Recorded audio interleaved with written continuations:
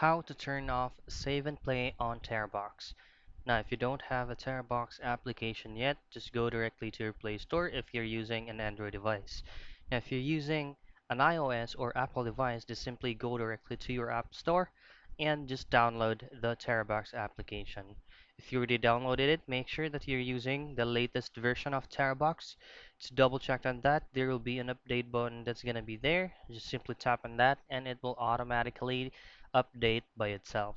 Now, turning off the save and play on Terabox is very easy. So just pull up or access your Terabox application and make sure that you are logged in to your account. Now, once you're logged in, just go to the three lines at the top left corner, which will gonna take you to your user profile. Now, go directly to automatic backup.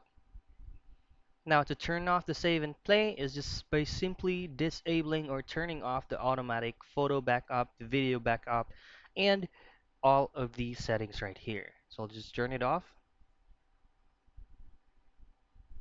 turn off automatic video backup, and that's it. That's how you turn off save and play on Terabox.